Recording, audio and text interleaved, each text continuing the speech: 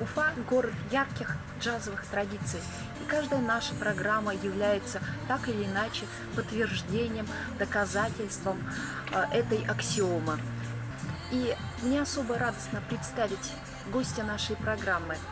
Это выдающийся педагог, воспитавший яркую плеяду музыкантов, саксофонистов, заслуженный работник культуры Республики Башкортостан Анатолий Николаевич Богомолов. Личность у нас в Уфе известная, знаменитая не только своей фамилией, а в особенности своими учениками. Ну, это же радует. Во-первых, радует то, что мои ученики. Во-вторых, все-таки прославляем Республику Башкортостан, что у нас, как говорили раньше, когда мы побывали много лет назад на первом всероссийском конкурсе эстрадных джазовых отделений в Москве. Ну, таким малым составом, будем говорить, когда приехали с Новосибирска. Это был 86-й год, 85-й. И мы приехали малым составом. То есть 2 саксофона, 2 трубы, 2 тромбона. И когда увидели, кто приехал, тогда был Советский Союз, это приехали со всего Советского Союза. Это Ростов, Москва, само собой, Новосибирск, Ленинград, да не Санкт-Петербург. В общем-то, это был всесоюзный конкурс. И когда мы увидели полный биг-бенд из Калининграда, из Ростова, из Саратова, из Новосибирска, и нас встречал гитарист, преподаватель Института Гнесиных Хатала, он курировал нас. Он так на нас внимательно посмотрел и говорит: ребятки, вы куда приехали? Мы говорим: на конкурс. А сколько вас? Смотрю, 12 человек, малый состав. Тут биг-бенды приехали. Ну и мы как-то с Марат Хадичем Юлдыбаем ехали вместе с ним в автомобиле. Он нас вез на базу. Мы ему сказали: вы знаете, шутка, в Уфе джаза нет. Там, я говорю, есть лоси и медведи. Мы приехали слушать и учиться. В результате он нас нашел после конкурса и сказал хорошую фразу: но вы хохмачи. То есть мы взяли там 2-е место. По Советскому Союзу, будем говорить, Москва, Ростов 1-е, Уфа, Новосибирск 2-е место, 3-е место Саратов. А сейчас у нас есть уже и большие составы. Появился биг-бенд очень давно. Проводил Юрий Сергеевич Саульский. Вы можете себе представить Советский Союз, сколько там участников. И жребий нам очень интересный попался. Георгий Павлович вытаскивал жребий, там все было по-честному. Он вытащил выступление нашего оркестра. После выступления Московского оркестра Института Гнесиных, где были все. Тогда у них было еще заочное отделение, когда джазменам давали условие было получать высшее образование, потому что джазовых отделений не было. И тут у нас оказался шок на сцене, когда мы увидели половину состава ансамбля «Мелодия». Это были Арзу Гусейнов, Сергей Гурбелашвили. Ну, много говорить не будем об этих музыкантах. И вот жребий выпал нам за ними выступать. Как вы себя почувствуете? Ну, условия там были, естественно, равноправные по требованиям. Оркестр состоял из учеников и педагогов. То есть в каждой группе был лидер. В группе саксофонов, тромбонов и так далее. Это был смешанный педагогическо-студенческий состав. Вот, и у нас была мощная группа поддержки. Приехали 2 человека, очень известных. Вячеслав Назаров и Гендула Галиуллин. Ребята, играйте. Как играли, не надо волноваться. Вот так. А из этих 12 человек, которые представляли тогда ВССР на этом всесоюзном конкурсе студенческого творчества, эстрадного и джазового, кто эти люди? Есть? Джалиль Мухаммедшин был, Сергей Оськин. Они тогда были студенты. Вячеслав Шумилов, барабаны. Сейчас известные музыканты. Все они лауреаты международных джазовых фестивалей. Международных. Взять Сергея... Да-да-да. Мухаммедшина оставили сразу Да. в Москве. Да, его оставили. Он исполнял очень интересную композицию. Причем свою. Никто не ожидал. И вот тот, я вам напомню, представитель, который нас встречал, педагог Гнесинки, Хатала, фамилия музыканта, он сказал: да, Уфа, шутники, а говорите, у вас медведи-лоси ходят по Уфе. Так у вас тут такие музыканты приехали. И вот он забыл, что приехали 30 человек, полный состав из Калининграда, и почему-то к нам тепло так стало относиться. Ну, в общем-то, произвело впечатление. А вот о группе поддержки хочу сказать. Это было, во-первых, тепло, во-вторых, настрой, когда подъехал Вячеслав Назаров и Гендула Галиуллин. Они нас так приятно настроили. Ребят, не обращайте внимания, кто перед вами играл. Выходите, работайте, как работали. Не обращайте ни на кого внимания. Ну и педагоги были солидные, будем говорить. Рустем Хусаинов, рояль. Марат Юлдыбаев, тенор саксофон. Юрий Павлович Маркоров, дирижер. И ведущий у нас был очень солидный. Аркадий Миронович Минков, может быть, знаете такого педагога-пианиста. Он у нас был ведущим нашей программы. Вот это, знаете, все осталось в памяти, очень приятно. И вот с тех времен отдел процветает.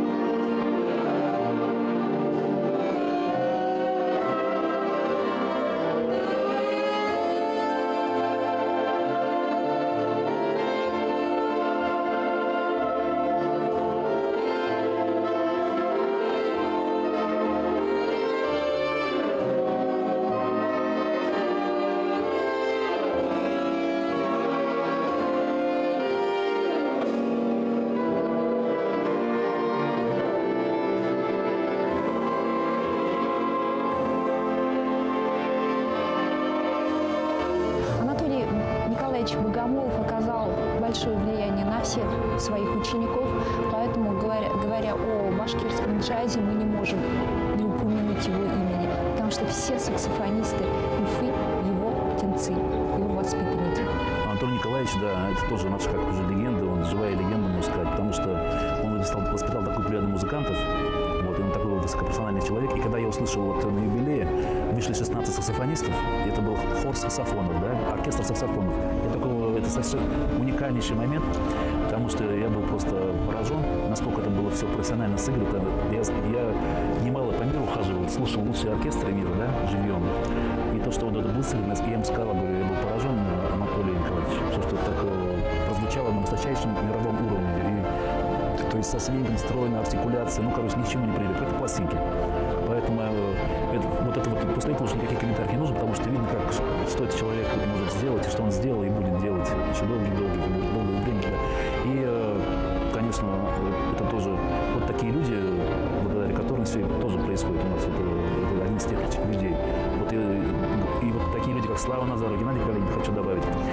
На мое мировоззрение повлияли очень сильно, потому что мне повезло с ними общаться, дружить и играть. И тоже встречи с такими, вот побольше таких людей было, и мир был бы лучше, добрее. Вот мы говорим, Рустем Галиуллин, ведь это же звезда наша. Вот не задумывался никто, а на самом деле это звезда. Я вспоминаю тот юбилейный концерт в училище искусств, что он делал, как он играл, как он это все преподнес. И он ведь давал целое отделение для трубача. Извините, это же не, как сказать, ну, не фортепиано, там, допустим, не клавиши инструмент. Это все легкие, это все диапазон. То есть подготовочка-то, будь здоров, наша уфимская школа. Вот о чем я говорю. И как музыкант состоявшийся, играют по всему миру практически. Тут немножко сумбурно, но я просто хотел отметить и еще раз поблагодарить его за его выступление, за его отношение к Уфе вообще. Он всегда рад побывать в Уфе, дать сольный концерт, дать любой концерт. Причем он нет каких-то вот меркантильностей, там вот заплатить или что-то. Ну, бывают всякие люди. Человек пришел, такой концерт преподнес на юбилейном вечере. Это же до сих пор это в памяти. Здорово.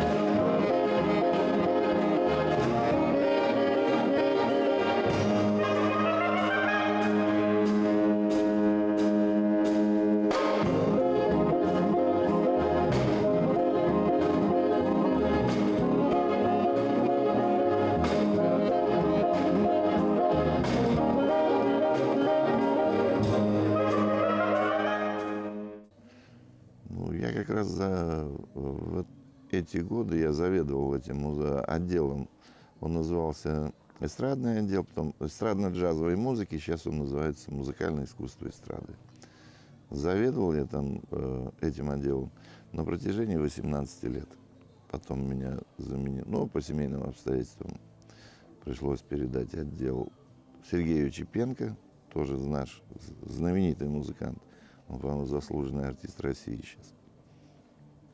И потом так получилось, я опять этот отдел принял, но потом была командировка в Турцию по контракту в Анкару. Это 93-94 год, 2 года. И уже там с этим отделом работал Юсуп Ахмедович Ахмедов. Мы занимаемся сами, так сказать, сектор педагогической практики. Начинаем работать с молодежью. Даже не с молодежью, будем говорить, а со школьниками, чтобы иметь контингент достойный на прием в училище искусств, на наш отдел. То есть берем детишек где-то 11, 11, 12, 13 лет, и на протяжении 4 лет мы их раскрываем, ну, как талантливых. И готовим с ними программы, и они уже успешно поступают. Сейчас немножко идет спад небольшой. Ну, как вы знаете, всеобщая картина по России, по музыкальным школам, я не буду говорить подробности. Но, тем не менее, работа продолжается, жизнь продолжается. Детишки поступают. Сейчас вот будет поступать еще 2 кандидата саксофонистов. Интересные ребята. Один уже побывал, в этом году был джаз на Павловке. Эрнст Гемранов, он был в прошлом году. Вот у него в этом году будет, через следующий учебный год, он будет поступать на первый курс. Такой, как сказать, боец на сцене. Он когда играл, принимать участие в таком возрасте с такими монстрами, это ответственно очень. Там и Марат Юлдабаев, и Сергеенко, Александр Сергеенко, знаменитый скрипач и бас-гитарист. Я почему говорю знаменитый? Потому что они в Таиланде переиграли практически со всеми звездами джазового мира, будем так говорить. Это очень ответственно. Но парень вышел, не растерялся. Ну и получилось так, что еще сорвал такие аплодисменты, на удивление всем, в том числе и меня, где я его успокоил. Он немножко, говорит, немножко был в шоке после принимать участие с такими музыкантами. Я говорю, теперь успокойся.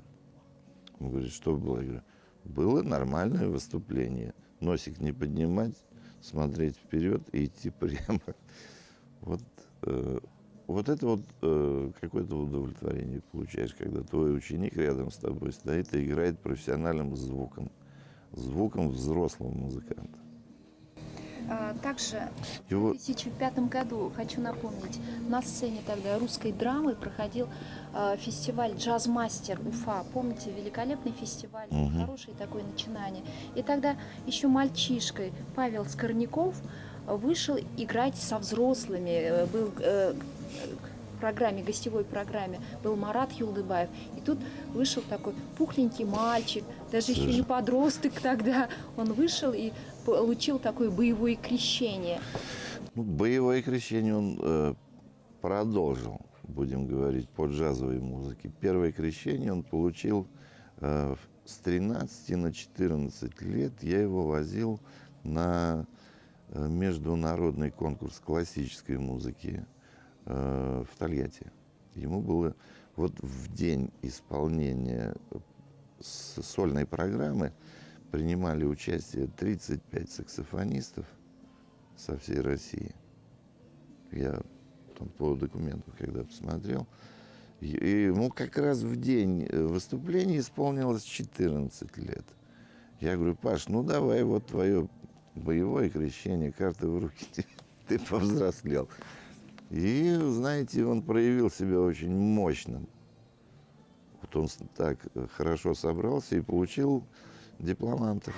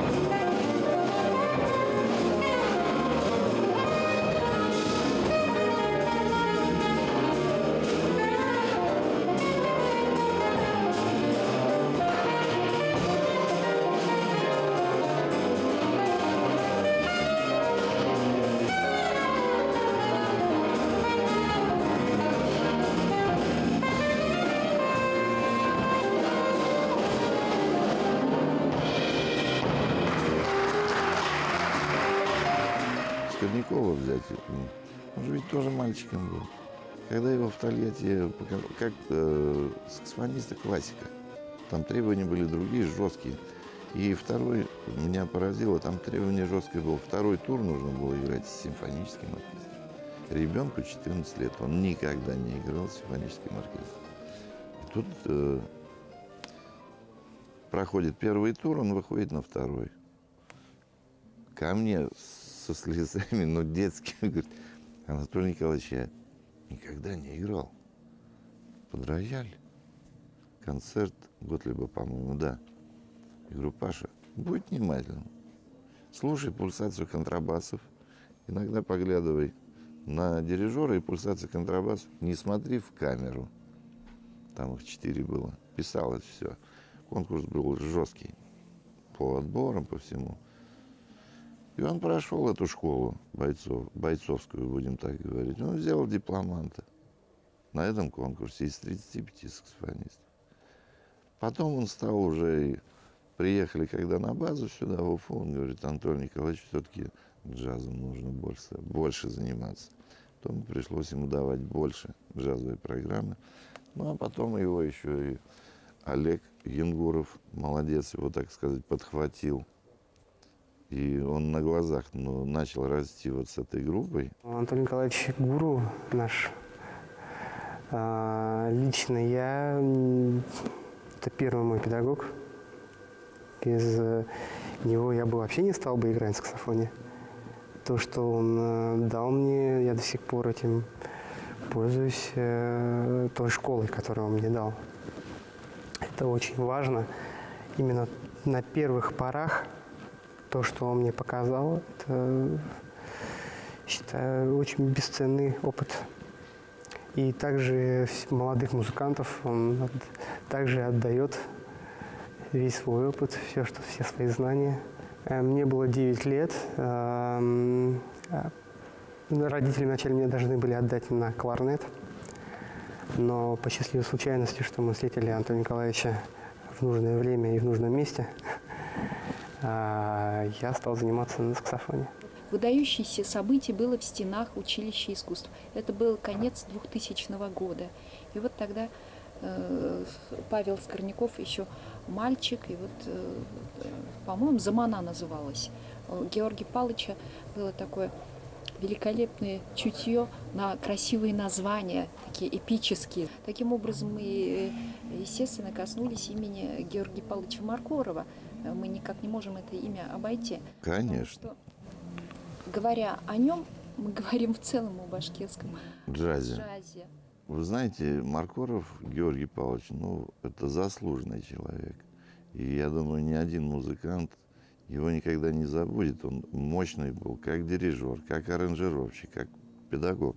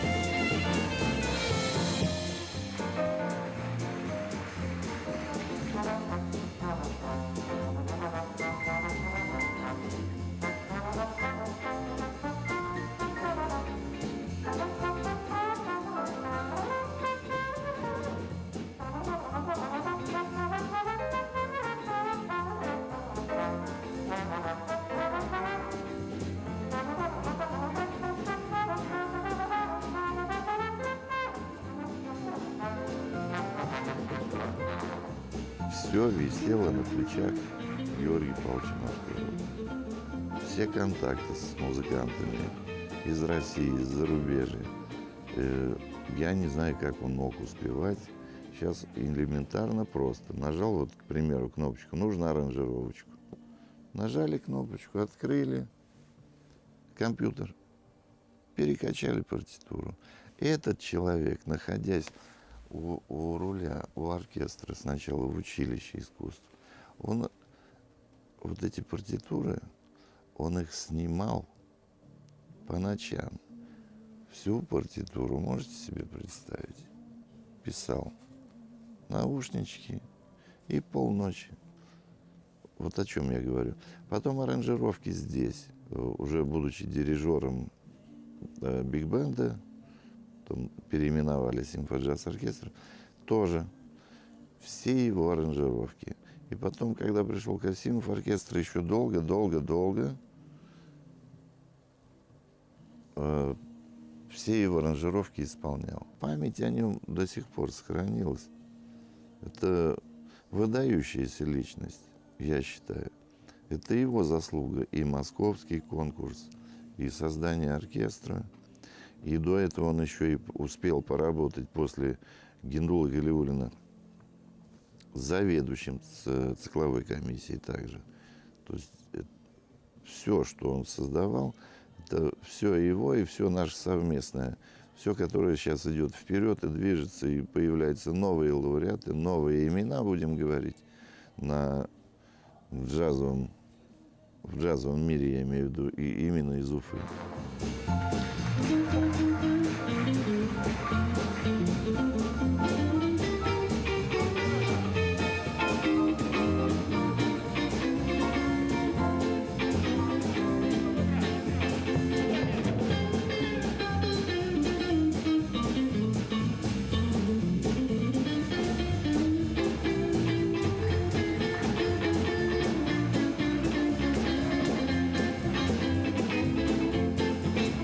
When the saints go marching in, when the saints go marching in, oh, it's all. I want to hear the number. Oh, when the saints go marching in. Oh, when the sun refused to shine. Oh, when the sun refused to shine. Oh, my Lord, I want to be in this number. Oh, when the saints go marching in.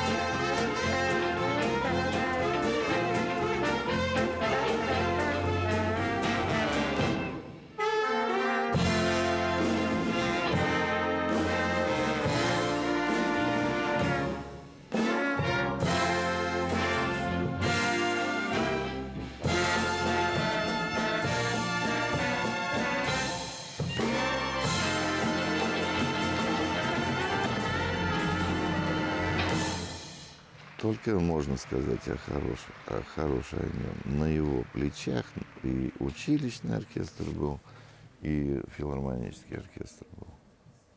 И вот в сутках 24 часа. Я говорю, Георгий Павлович, когда ты успеваешь? И плюс еще работа гастрольного оркестра была по всем городам Башкирии с знаменитостями, будем говорить. Одно имя только Георгий Горонян. Вам о чем-то говорит, это говорит всем джазменам. Это величина. Многие питерские музыканты, многие дирижеры. Приезжали сюда, чтобы работать с этим оркестром. Да. Было какое-то вот это сотворчество, какой-то контракт, по которому как по расписанию приезжали величайшие Маститы, музыканты да. страны. Анатолий Ашерович Кролл, Георгий Горонян, сейчас вот вспоминать. И в это все проходило в сжатые сроки. Они приезжали, максимум на 10 дней. Ну, я вспоминаю эти годы, это было такое хорошее, как сказать, творческое отношение вот этих людей. Сентябрь 99 года, я помню этот концерт в филармонии, и там выступает Альфия Кильярова и Горонян, все вместе. Там это Было такое. действо было, да. Такая история у нас была. И упомянули в том числе и Анатолия Кролла, его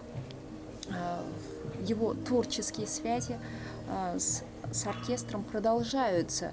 Пару лет назад на «Розовой пантере» наш симфоджаз-оркестр и Анатолий Кролл, они сыграли тоже.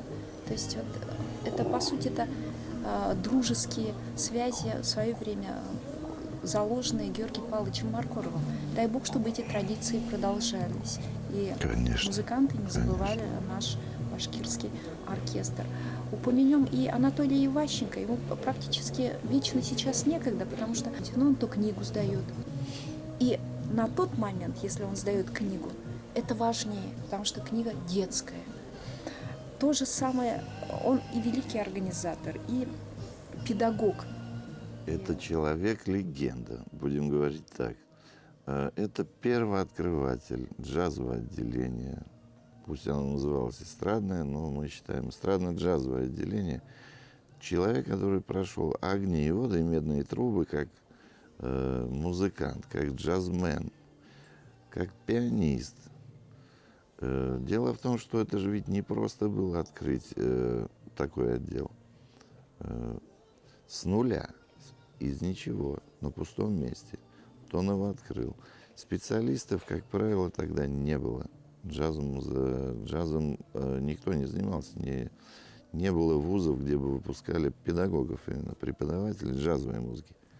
Он нашел. Он по крупицам собирал вот здесь музыкантов. Но, слава богу, тогда были... В основном они работали в ресторанах и в кинотеатрах. Марк Грахов первый вел здесь лекции по импровизации и, по-моему, по классу гитары, и импровизация, и история джазовых стилей, и джазовая гармония. Он находил таких специалистов, и вот он, тоже сказать, на своих плечах открыл, поднял этот отдел. Ему было трудно. Всем кажется, все это легко. На самом деле, и не хватало педагогов. Марат Юлдыбаев, будучи студентом, уже работал, уже набирали студентов, он работал на первый курс, вел саксофонистов. Если поднимать вот историю создания этого отдела, то получается картина не очень сладкая. Сейчас у нас есть оборудование, раньше было ничего же ведь нет, ни компьютеров, никакой информации. Информация, вот диски, записи и так далее. И программа была, ну, вот благодаря еще Юрию Сергеевичу Саульскому. Он свыше 10 лет, он ввел этот отдел. Его выпускники, Назаров, Шикалов. Сейчас перечислять пальцев не хватит на ручках. Все, вот первые выпуски я имею в виду, и все стали, как грубо говоря, мастодонты, джазмены, состоявшиеся музыканты. Это заслуга Анатолия Георгиевича. Если бы не он, я бы не знаю, было бы ли вообще этот отдел. Ему нужно отдать должное. И он как музыкант, и как поэт, вот 2 в одном, и 3 в одном еще и импровизатор блестящий, великолепный. Это просто человек-легенда. И первый человек, который воспитал, именно воспитал джазмена, самого первого, это была «Гроза», Вячеслав Назаров. Он его воспитал. Он его, как сказать, направлял, как пианиста. Ведь Назаров был в одном лице. 3 в одном, будем говорить. Пианист, певец, тромбонист. Сначала как тромбонист, потом певец и пианист. Тут у меня есть несколько дисков памяти Назарова. Там начинает Преснякова-старшего, все композиции, песня, посвященная Вячеславу Назарову. Вот кто такой Анатолий Георгиевич Иващенко. Я почему не понимаю, до сих пор не дали ему звания. Он этого заслуживает вполне. Это достойный человек. И как педагог, и как музыкант. Упомянули о Назарове, Вячеславе Назарове. Вот встреча с ним впервые у вас произошла, когда вы... Он приезжал на гастроли сюда с ансамблем «Аллегро», с Николаем Левиновским. Мы здесь познакомились. И еще раньше я познакомился с ним в Кемерово. Там они были на гастролях с первым составом или со вторым уже. Он работал тогда в оркестре Олега Уллунстрема. Потом мы здесь. И он потом уже переехал, когда в Москву, когда мы приехали, он уже был в Москве и работал как раз у Олега Уллунстрема. Они подъехали еще с тромбонистом, знаменитым тоже, имя не помню, фамилия Школьник. И говорю, вот еще вспомнили одну легенду башкирского жанра. Игорь Атапин. На самом деле он тромбонист. Ну, да, он по диплому тромбонист. Что-то всех тромбонистов на фану тянет. Ну, я даю им точную информацию, потому что он окончил как тромбонист. Все его считают пианистом. Вот, и тогда и там хохмочка была такая.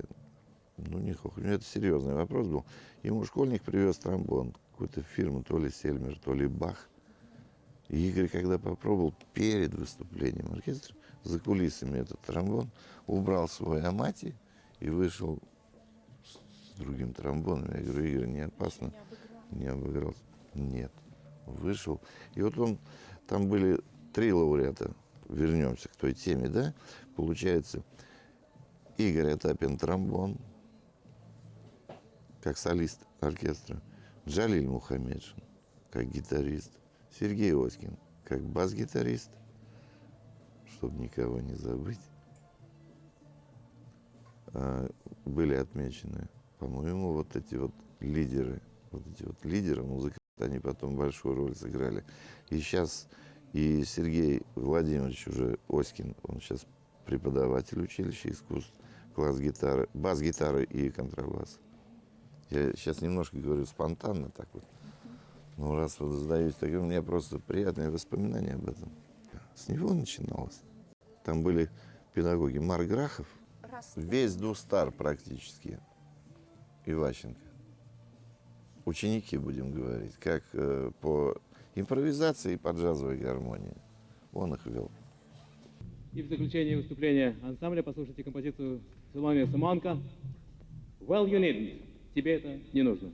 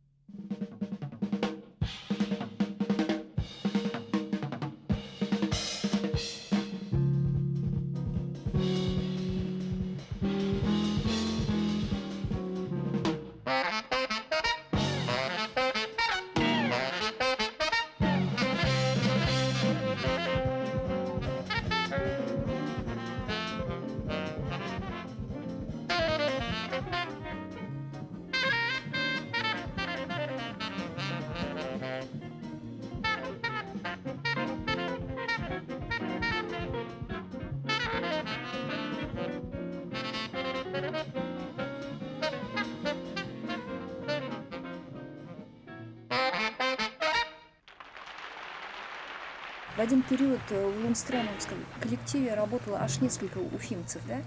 Вячеслав Назаров, Геннадий Калинин. Геннадий Калинин и Гендула Галиуллин. Галиуллин. Мы о нем вспомнили в одной из наших программ, посвященном Рустему Галиуллину. Это его Да, родной дядя. это его родной дядя. Притянул к джазу. И Рустем вспоминал 80-й год Олимпиады, как был занят этот оркестр, как музыканты самые активнейшие имели к этому участие и отношение к этому большому, такому всесоюзному мировому делу, как Олимпиада 80 в Москве. Вот об этом человеке, о котором мы знаем крайне мало. Ну, я лично с ним, когда познакомился в Уфе, после гастролей, у меня было такое ощущение, что я с ним знаком 100 лет почему-то. Ну, бывает такое, знаете, как музыкант к музыканту относится, тем более еще и коллега-саксофонист. А потом выясняется, он еще и работал, успел поработать, еще заведовать отделом эстрадной джазовой музыки. Вот судьба, представляете? А дальше он переехал в Москву, естественно, Назаров,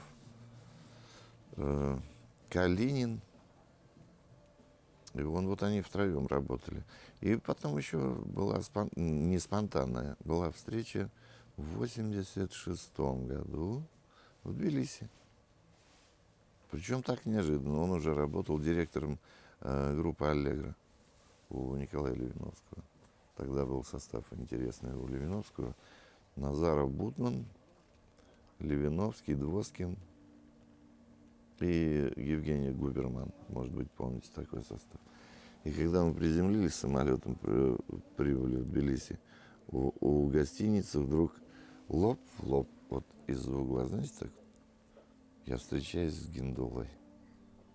Это была какая-то двойная радость. Там они принимали участие, это международный джазовый фестиваль.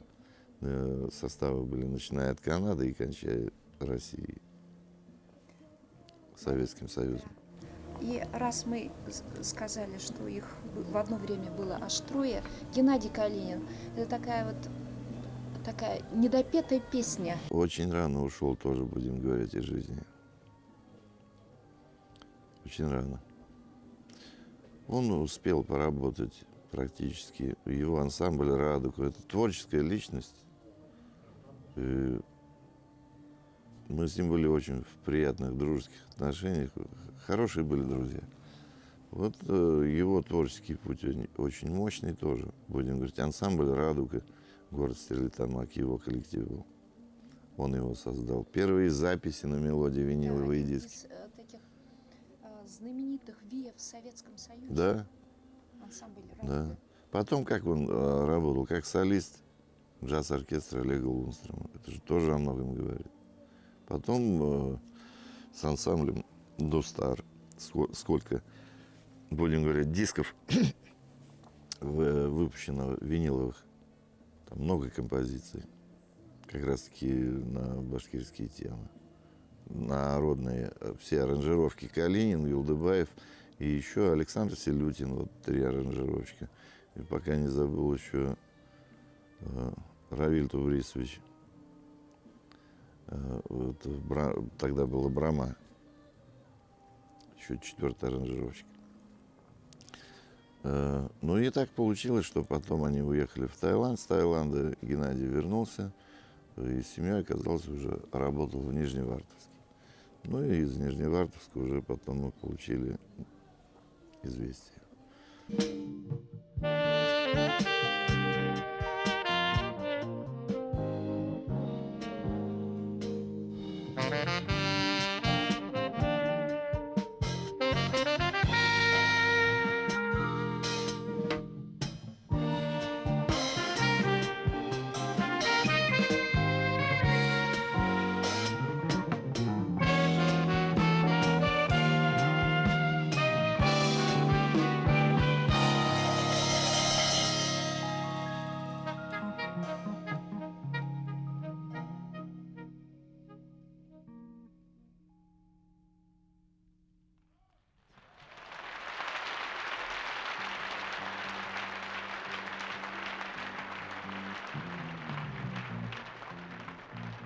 Я могу только одно добавить, сказать вот к нашему разговору, несколько спонтанному, будем говорить, импровизированному, что Уфа и вообще Башкирия очень много талантов, очень много джазовых музыкантов, очень много детишек, очень много взрослых детей, юношей, которых нужно учить, поднимать. Она супер богата талантами. Взять сейчас того же Роберта Юлдашева. Ведь откуда?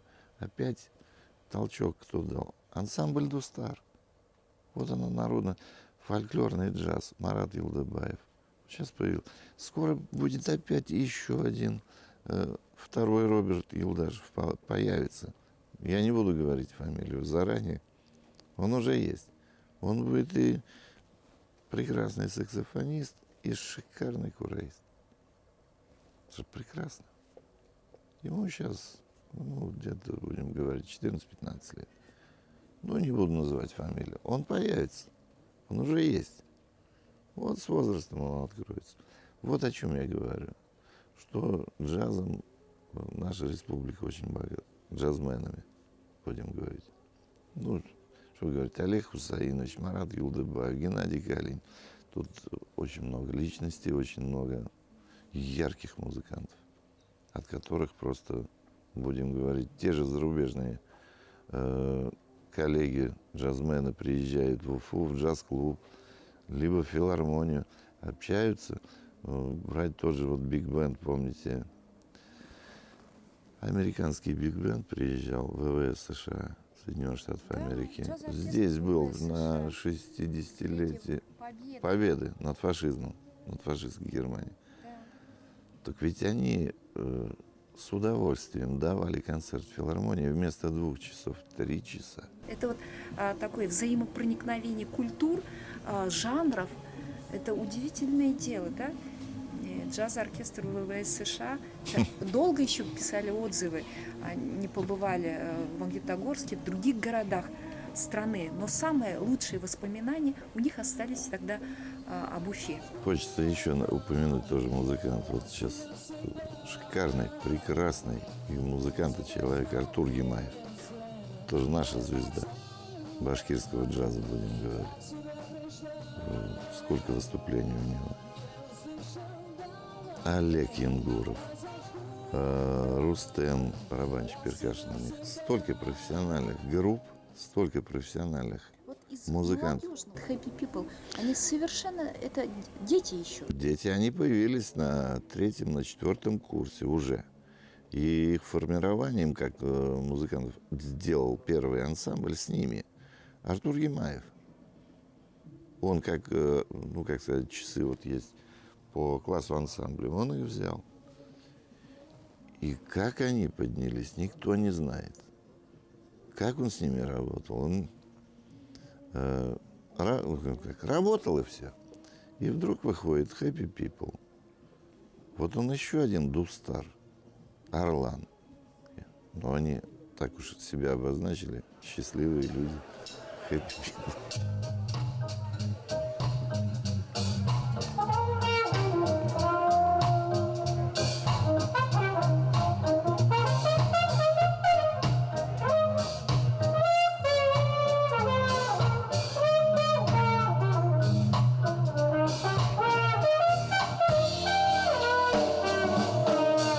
Strung in the bar,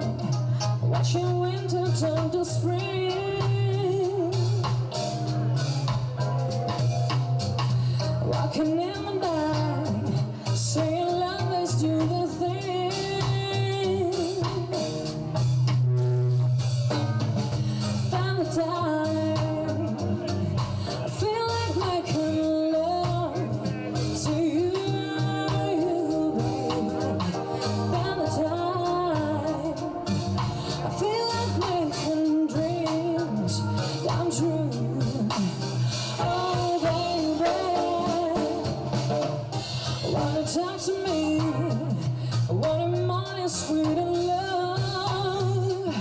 Oh, yeah.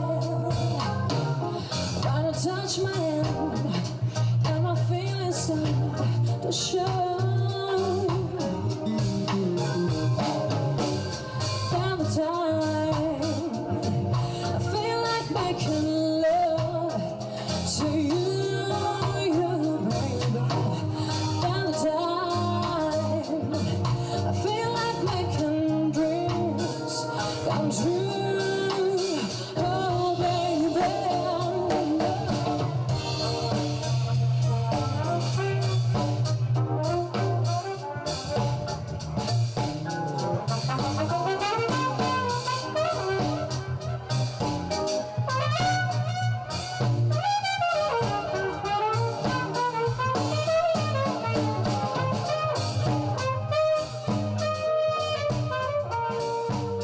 Ну и дай бог, чтобы и филармония «Симфоджаз» процветал. Дай бог, чтобы Олега Ингурова коллектив процветал.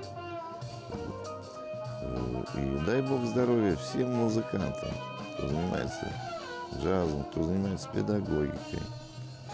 Здоровье, здоровье, еще раз здоровье.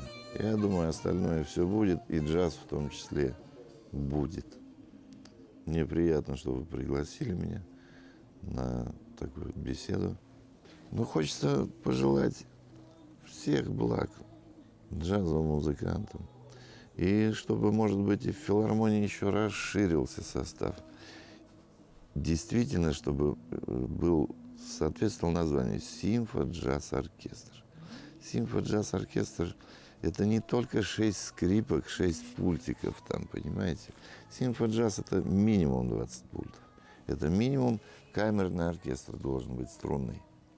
Но, видите, финансовой базы не хватает. Увеличить оркестр. Этот оркестр есть такой в Казани, очень часто показывают. Мы никак не можем сдвинуть. Я думаю, Олег Хусаинович услышит эту программу, поможет. Вот такие пожелания. А пожелание себе? Себе желаю только одного. Очень много рядом хороших друзей, хороших музыкантов. Хорошая аура, чтобы была. И творческая атмосфера. Друзьям, всем, в том числе и вам, крепкого здоровья, еще раз здоровья. Остальное все будет, я так думаю. Тогда остается телезрителям пожелать еще каких-то приятных вещей, которые ждут они от видного педагога, заслуженного работника культуры Республики Башкортостан, руководителя саксофонной школы Башкирии. Если я так скажу, я надеюсь, не ошибусь. Мне хочется пожелать всем поклонникам джазовой музыки здоровья, удачи, успехов во всем. В творчестве, в семейной жизни, ученикам больших достижений и всего наилучшего. Вот такие мои пожелания. И джазового настроения в Новый год.